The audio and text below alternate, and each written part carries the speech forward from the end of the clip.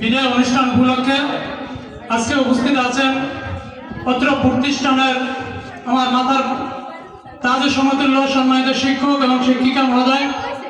আরো উপস্থিত আছেন মৌবুকার ন্যায় একজাক মধু আহরণকারী শিক্ষক শিক্ষিকা। আরো উপস্থিত আছেন অত্র এলাকার দূর দূরান্ত থেকে আগত সম্মানিত মেহমানবৃন্দ এবং অভিভাবক বৃন্দ, সকলকে আমার সালাম, আসসালামু আলাইকুম। আসলে এখানে আমি একটি দাওয়াতি কাজে এসেছিলাম। পরবর্তী সময়ে যখন দেখলাম যে আপনাদের বিদায় অনুষ্ঠান, তখন আমি ইচ্ছা করে এই প্রতিষ্ঠানে এসেছি। যেহেতু এখানে ধুলাবালু আমার শরীরে মিশ্রিত অবস্থায় আছে, সেই ছোট কাল থেকে বুঝের ধার প্রান্তে যখন পৌঁছে গিয়েছিলাম, তখন এই শিক্ষা প্রতিষ্ঠান থেকে আমাদেরকে বের করে দেওয়া হয়েছিল। এটাই নিয়তির খেলা ছিল। প্রিয় শিক্ষক ও শিক্ষিকা বৃন্দ এবং ছাত্রছাত্রী যারা আছেন, আমার মুখটা অনেকের কাছে পরিচিত এবং অনেকের কাছে অপরিচিত।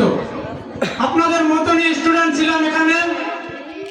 ক্লাস 4 থেকে আপনাদের মতনই বিদায় নিয়ে আমি এখান থেকে চলে গিয়েছিলাম। দীর্ঘ 60 বছর এই প্রতিষ্ঠানে আমি লেখাপড়া করেছিলাম। সেই লেখাপড়ার সুবাদে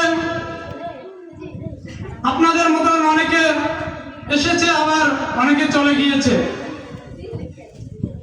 তাই আজকে যখন আপনাদের এই বিদায় অনুষ্ঠানে এসেছি, তখন আমি অনেক আনন্দ উপভোগ করেছিলাম।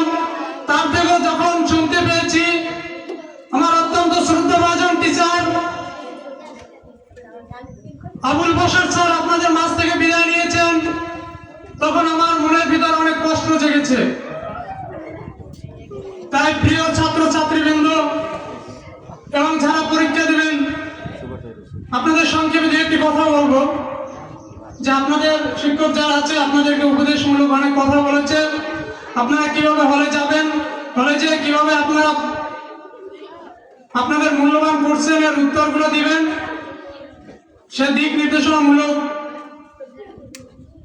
কথাগুলো আমাদের শিক্ষকরা আপনাদেরকে উপস্থাপনা করেছেন। এবং আপনাদের ভাই হিসাবে আমি বলবো, আপনারা এখানে সকলেই মেধাবী শিক্ষার্থী। সেই হিসাবে আপনারা যখন প্রশ্ন পাবেন, সর্বপ্রথম আপনারা যে প্রশ্নের ভালো উত্তর পারেন এবং আপনারা কোশ্চেনটি সম্পূর্ণ যাচাই বাছাই করবেন এবং যেটার উত্তর আপনারা সব থেকে ভালো পারেন, ওই প্রশ্নের অ্যান্সার দেওয়ার চেষ্টা করবেন। এবং একটি প্রশ্নের অ্যান্সার দিতে গিয়ে যে অন্য প্রশ্ন পিছিয়ে যায় না পড়ে যায়, সেদিকে আপনারা খেয়াল রাখবেন। এবং প্রথম প্রশ্ন, দ্বিতীয় প্রশ্ন এমন করে আপনাদের যে কয়টি প্রশ্নের অ্যান্সার দিতে হবে, অবশ্যই আপনারা 100 মার্কে অ্যান্সার দিবেন। এবং প্রথম প্রশ্নের জন্য আপনারা 2 মিনিট হাতে টাইম বেশি নেবেন, যাতে আপনারা ওই প্রশ্নটা সুন্দরভাবে লিখতে পারেন। এবং আপনারা হাতে এখন যে কয়টি সময় আছে, আপনারা হাতের লেখার প্র্যাকটিস করবেন। এবং বিশেষ করে হাতের লেখার সুন্দরভাবে আসলে অনেক নাম্বার পাওয়া যায়। যার জনযন্ত্র উদাহরণ আমি পেয়েছি। আমি যখন ইন্টার পরীক্ষা দিয়েছিলাম জালালাবাদ ইংলিশ কামিল মাদ্রাসা থেকে, তখন 3-এর জন্য আমি বইয়ের রেফারেন্স মিস করেছিলাম। তাই আপনাদেরকে জোরালো অনুরোধ করবো, যে কদিন আপনাদের সময় হাতে আছে, আপনারা হাতের লেখার চর্চা করবেন এবং পাশাপাশি আপনারা এই কদিন আপনাদের ভবিষ্যতে সময় দিবেন। এবং সকল শিক্ষক এবং শিক্ষিকার কাছে আমি দোয়া চেয়ে আমার সংক্ষিপ্ত কথা এখানে শেষ করছি। সবাই ভালো থাকবেন, সুস্থ থাকবেন। আসসালামু আলাইকুম।